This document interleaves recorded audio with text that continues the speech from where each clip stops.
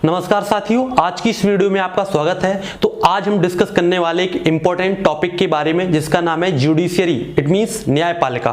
तो इस वीडियो को देखने से पहले आप हमारी 3 पिछली वीडियोस को जरूर देखिएगा जो कि इंडियन पॉलिटी सीरीज की इंपॉर्टेंट वीडियोस हैं। पहली वीडियो में हमने राज्य के बारे में चर्चा की है, दूसरी वीडियो में हमने कार्यपालिका और तीसरी वीडियो में व्यवस्थापिका के बारे में चर्चा की है। उन वीडियो को आप जरूर देखिएगा। तो आज की वीडियो में हम आगे बढ़ते हैं जिसका टॉपिक है आपका न्यायपालिका, इट मींस जुडिशरी।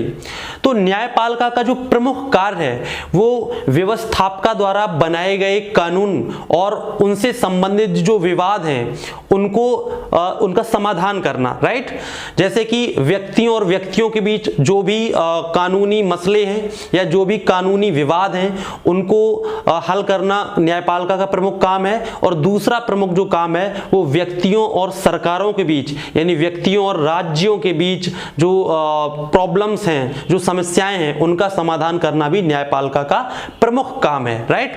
तो इन शॉर्ट हम कह सकते हैं कि जो व्यवस्थापिका द्वारा बनाए गए जो कानून हैं उन कानूनों को क्रियान्वित करते समय जो समस्याएं हैं, जो प्रॉब्लम है, जो विवाद हैं, उनको हल करना न्यायपालिका का प्रमुख काम है। लेकिन आज की डेट में यानी कि वर्तमान समय में हर देश में कुछ ऐसी समस्याएं हैं जिनका समाधान करना केवल और केवल व्यवस्थापिका पर निर्भर नहीं रह गया है, वो आपका न्यायपालिका भी उसको सॉल्व करती है। इट मींस व्यवस्थापिका द्वारा बनाए गए कुछ ऐसे कानून होते हैं उनकी व्याख्या जो न्यायपालिका है वही करती है, क्योंकि व्यवस्थापिका द्वारा बनाए गए जो कानून है वो बहुत ही ज्यादा जटिल भाषा में बनाए गए होते हैं और उनकी सूक्ष्म व्याख्या करना न्यायपालिका का अधिकार है। और न्यायपालिका उन कानूनों का सूक्ष्म पुनरावलोकन करती है, निरीक्षण करती है और उस आधार पर एक निर्णय देती है जो कि एक तरह से न्यायपालिका द्वारा बनाया गया कानून भी कहलाता है।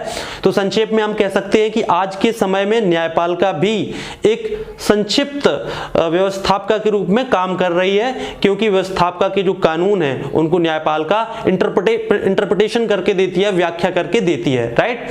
तो यहां पर हमने जाना कि व्यवस्थापिका का कार्य क्या है, राइट। तो हमने जाना कि व्यवस्थापिका किस तरह से काम करती है। अब बात करते हैं कि विभिन्न देशों में जो न्यायपालिका है वो किस तरह से वर्क करती है, उसका क्या स्वरूप है, राइट। तो देखिए दुनिया में कुछ शासन प्रणालियां हैं जैसे कि एकात्मक शासन पद्धति और एक संघात्मक शासन पद्धति। तो जहां पर एकात्मक शासन पद्धति होती है, एकात्मक शासन प्रणाली होती है, वहां पर न्यायपालिका का उतना अधिक महत्व नहीं होता है। जिसका एक सर्वोत्तम उदाहरण है इंग्लैंड। इंग्लैंड में एकात्मक व्यवस्था है। एकात्मक व्यवस्था का एक हम संक्षिप्त में आपको स्वरूप बताना चाहूंगा कि एकात्मक व्यवस्था में राज्यों को उतनी अधिक शक्तियां नहीं मिली होती है, उसमें केवल केंद्र ही अधिक शक्तिशाली होता है। तो ऐसी शासन प्रणाली इंग्लैंड में है और वहां पर न्यायपालिका बहुत ही कमजोर स्थिति में कह सकते हैं, या फिर न्यायपालिका का वहां पर उतना अधिक महत्व नहीं है जितना कि भारत और अमेरिका जैसी व्यवस्थाओं में है, राइट।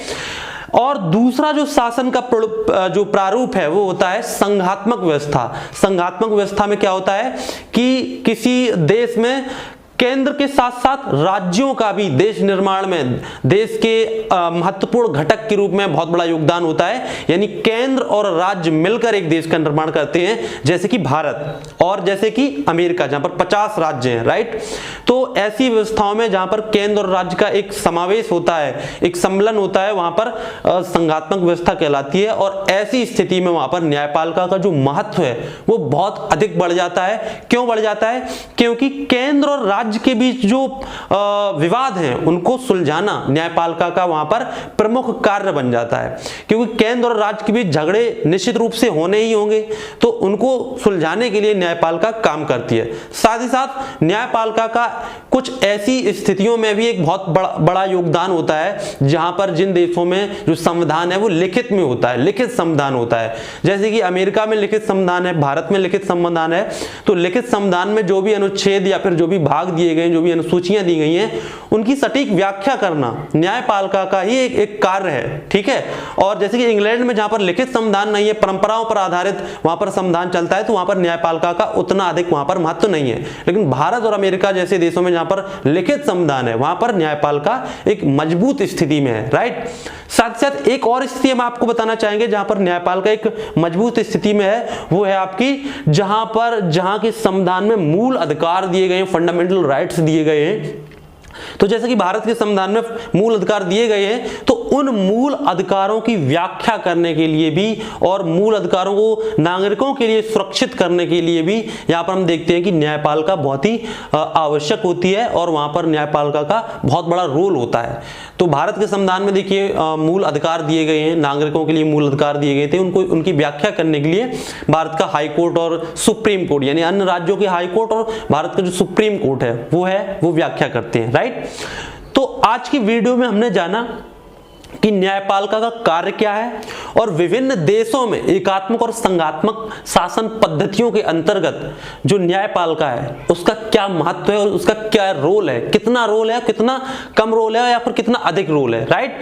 तो एकात्मक प्रणालियों में कम रोल है और संघात्मक प्रणालियों में ज्यादा रोल है, राइट। तो आज की वीडियो यहीं पर रखते हैं, मिलते हैं नेक्स्ट वीडियो में, तब तक के लिए नमस्कार।